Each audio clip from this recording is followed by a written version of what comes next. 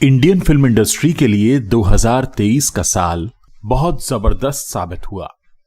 इस साल रिलीज हुई फिल्मों से तकरीबन 11,730 करोड़ की रिकॉर्ड ब्रेकिंग कमाई हुई।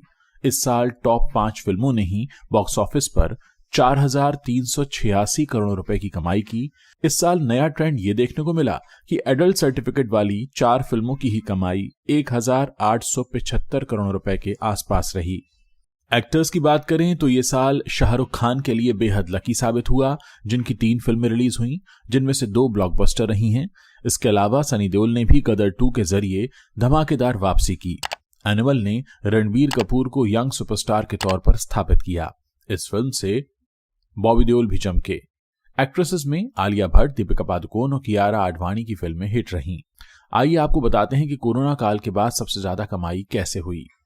आमएक्स मीडिया की एक रिपोर्ट बताती है कि कोरोना काल के बाद 2023 एक ऐसा साल है जिसमें इंडियन फिल्म इंडस्ट्री ने सबसे ज्यादा कमाई की है।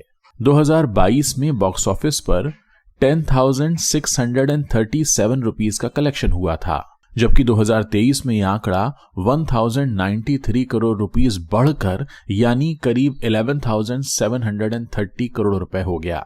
इस साल की कमाई से कोविड के दौरान हुए नुकसान से बाजार पूरी तरह उबर चुका है। कोरोना के दौरान लॉकडाउन में करीब 15,000 करोड़ रुपए का नुकसान हुआ था। आमेक्स मीडिया बताता है कि बॉक्स ऑफिस पर हिंदी फिल्मों की कमाई बढ़ने की 3 बड़ी वजह हैं। पहला तो ये कि ऐसी एक्शन फिल्मों का निर्माण जिन्हें दर्शक थिएटर में ही देखना चाहते हैं। दूसरा, बॉलीवुड ने ऐसी फिल्में बनाई जिनके लिए दर्शक अधिक पैसा खर्च करने को तैयार हो रहे हैं। और तीसरा ये कि हिंदी सिनेमा ने बॉलीवुड स्टार्स की प्रसिद्धि का फायदा उठाते हुए दक्षिण भारतीय निर्देशकों की कहानी बताने की शैली को जोड़कर दर्शकों को अपनी ओर खींच लिया है। इस साल रिलीज हुई 5 फिल्मों का ग्लोबल कलेक्शन ही 4,386 रुपीस रहा। इनमें 4 फिल्में हिंदी और 1 फिल्म तमिल भाषा में थी। शाहरुख खान की जवान टॉप पर रही और पठान दूसरे नंबर पर।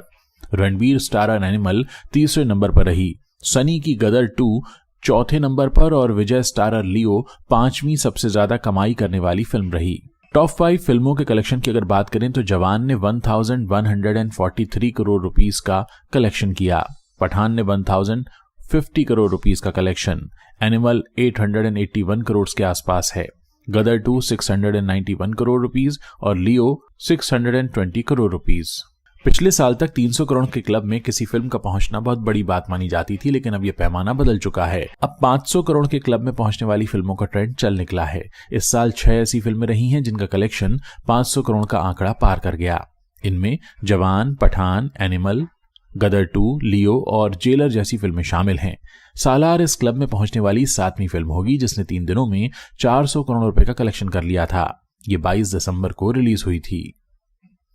इस साल ए रेटेड फिल्मों की कामयाबी ने भी चौंकाया। जी हां, इस साल बॉक्स ऑफिस पर एक नया ट्रेंड देखने को मिला, जिनमें ओ माय गॉड 2, एनिमल, सालार और द केरला स्टोरी शामिल हैं। एनिमल 1 दिसंबर को रिलीज हुई और इसने 26 दिसंबर तक करीब 881 करोड़ रुपए का कलेक्शन कर लिया था। द केरला स्टोरी 5 मई को आई थी और इसने करीब 303 करोड़ रुपए का बिजनेस किया। ओ माय गॉड 2 11 अगस्त को रिलीज हुई और करीब इसने 221 करोड़ रुपए कमाए। और सालार जो 22 दिसंबर को रिलीज हुई उसने 470 करोड़ रुपए का आंकड़ा पार कर लिया, वो भी सिर्फ 4 दिनों के भीतर। साल 2023 बॉलीवुड के सीनियर एक्टर्स शाहरुख खान, सलमान खान, अक्षय कुमार, सनी देओल, इन सब के नाम रहा। असल में 58 साल के शाहरुख खान साल के सबसे बड़े स्टार साबित हुए, जिनकी 2 फिल्मों ने ही बॉक्स ऑफिस पर करीब 2,193 करोड़ रुपए का कलेक्शन किया। उनकी तीसरी फिल्म डंकी ब्लॉकबस्टर साबित नहीं हुई, लेकिन इसने भी 3 दिनों में 215 करोड़ रुपए के कलेक्शन का आंकड़ा पार कर लिया। शाहरुख ने पूरे 4 साल बाद फिल्मों में कमबैक किया था। इससे पहले उनकी 2018 में रिलीज हुई फिल्म जीरो फ्लॉप रही थी। इसके अलावा 58 साल के सलमान खान की भी इस साल 2 फिल्में रिलीज हुईं। उन्होंने बॉक्स ऑफिस पर एवरेज बिजनेस किया। 21 अप्रैल को रिलीज हुई सलमान स्टारर किसी का भाई किसी की जान ने ग्लोबल बॉक्स ऑफिस पर 192 करोड़ रुपए का कलेक्शन किया था। वहीं दिवाली पर रिलीज हुई टाइगर 3 466 करोड़ रुपए का कलेक्शन करने में कामयाब रही थी। 56 साल के अक्षय कुमार के लिए 2023 मिला जुला साबित हुआ। उनकी 3 फिल्में रिलीज हुईं, जिनमें सेल्फी और मिशन रानीगंज फ्लॉप रहीं। ओ माय गॉड 2 हिट साबित हुई, जिसने कुल 221 करोड़ रुपए कमाए। वहीं पिछले साल 2022 में अक्षय कुमार की बच्चन पांडे, सम्राट पृथ्वीराज और राम सेतु जैसी फिल्में रिलीज हुईं और सभी फ्लॉप रहीं। सलमान खान की गॉडफादर भी बॉक्स ऑफिस पर बीते साल कोई खास कमाल नहीं दिखा सकी थी। सनी देओल की फिल्म चुप भी बॉक्स ऑफिस पर एवरेज रही। 2023 में देओल परिवार को बॉलीवुड में पहली बार वो सफलता मिली जिसका इंतजार उन्हें लंबे समय से था। रॉकी और रानी की प्रेम कहानी में 88 साल के धर्मेंद्र के किरदार को काफी पसंद किया गया। खासकर उनके और शबाना आजमी के किसिंग सीन की काफी चर्चा हुई। वहीं उनके बेटे 66 साल के सनी देओल भी धमाकेदार तरीके से कमबैक करने में कामयाब रहे। उनकी फिल्म गदर 2 बॉक्स ऑफिस पर हिट साबित हुई। ये सनी के 40 साल के करियर की अब तक की सबसे बड़ी फिल्म साबित हुई है। सनी के छोटे भाई बॉबी को भी जाते जाते ये साल खुशियां दे गया। फिल्म एनिमल में विलेन अबरार का किरदार निभाकर बॉबी देओल हिट हो गए। उनके करियर को इस फिल्म ने नई जान दे दी। एनिमल बॉबी के अब तक के करियर की पहली ब्लॉकबस्टर साबित हुई है। अगर यंग एक्टर्स की बात करें तो ये साल पूरी तरह से रणबीर कपूर के लिए लकी रहा। एनिमल ने उन्हें सुपरस्टार्स की श्रेणी में लाकर खड़ा कर दिया। इससे पहले मार्च में रिलीज हुई तू झूठी मैं मक्कार भी हिट साबित हुई थी, जिसने 220 करोड़ रुपए का कलेक्शन किया था। सीनियर एक्टर्स के दमखम के बीच केवल रणबीर की फिल्म एनिमल ही 500 करोड़ रुपए से ज्यादा का कलेक्शन कर पाई। उनके अलावा रणवीर सिंह भी रॉकी और रानी की प्रेम कहानी जैसी हिट फिल्में दे गए। फिल्म ने 355 करोड़ रुपए का कलेक्शन किया था।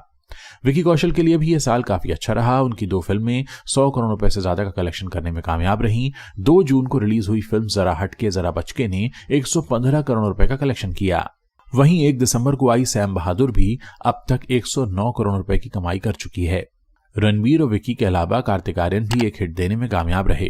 उनकी फिल्म सत्य प्रेम की कथा ने 117 करोड़ 77 लाख रुपए की कमाई की। वहीं फरवरी में रिलीज हुई शहजादा फ्लॉप साबित हुई। 2023 में दीपिका पादुकोण और आलिया भट्ट जैसी एक्ट्रेसेस का बोलबाला रहा। दीपिका फिल्म पठान में शाहरुख खान के ऑपोजिट नजर आई थी, जिसके एक गाने बेशरम रंग में उनकी भगवा बिकनी पर भी काफी बवाल हुआ था। साल की सबसे बड़ी हिट जवान में भी उनका स्पेशल अपीयरेंस था।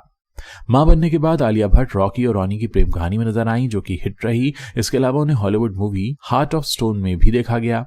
कियारा के लिए पर्सनली और प्रोफेशनली ये साल अच्छा रहा। एक तरफ फरवरी में उन्होंने सिद्धार्थ मल्होत्रा से शादी की, वहीं 29 जून को रिलीज हुई फिल्म सत्य प्रेम की कथा हिट रही। उसके अलावा अमीषा पटेल के हिस्से भी सालों बाद गदर 2 के तौर पर एक हिट फिल्म आ गई। पोन्नियन सेल्वन 2 के जरिए ऐश्वर्या राय ने भी इस साल एक हिट दी। रश्मिका मंदाना के लिए साल अच्छा साबित हुआ। उन्होंने 2 ब्लॉकबस्टर फिल्मों में काम किया। पहली है एनिमल और दूसरी है वारिसु। रश्मिका की एक और फिल्म मिशन मजनू भी रिलीज हुई, लेकिन ये फ्लॉप रही। 2023 में दिसंबर इतिहास का सबसे बड़ा महीना साबित हुआ, जिसमें इंडियन बॉक्स ऑफिस पर 1595 करोड़ के ऊपर की कमाई हुई। कमाई के मामले में 1 दिसंबर को रिलीज हुई एनिमल सबसे आगे रही। प्रभास स्टारर सालार दूसरे नंबर पर है। दिसंबर के अलावा 2023 में अगस्त में भी इंडियन बॉक्स ऑफिस पर सबसे ज्यादा 1529 करोड़ रुपए की कमाई का रिकॉर्ड बना। कमाई के मामले में 10 अगस्त को रिलीज हुई रजनीकांत की जेलर सबसे आगे चल रही थी। इस फिल्म ने वर्ल्ड वाइड 723 करोड़ रुपए की कमाई की। दूसरे नंबर पर सनी देओल की फिल्म गदर 2 रही, जिसने अगस्त में 611 करोड़ रुपए अपने नाम किए। पिछले साल की तरह इस साल भी बॉक्स ऑफिस पर साउथ की फिल्मों का जलवा काफी कायम रहा। जेलर, पोन्नियन सेल्वन पार्ट 2, वारिसु, वाथी, दसारा और ऐसी कई बड़ी साउथ फिल्मों ने काफी अच्छी कमाई की। सबसे ज्यादा कमाई करने वाली साउथ की फिल्मों की अगर बात करें तो उसमें जेलर 650 करोड़ रुपए, पोन्नियन सेल्वन पार्ट 2 345 करोड़ रुपए, वारिसु 310 करोड़ रुपए, थुनिवु 200 करोड़ रुपए, वाथी 118 करोड़ रुपए और दसारा 110 करोड़ रुपए के साथ साउथ की कुछ बड़ी फिल्मों के तौर पर उभरी। उम्मीद है आने वाला साल बॉलीवुड और एंटरटेनमेंट इंडस्ट्री के लिए इससे भी कहीं ज्यादा बेहतरीन साबित होगा।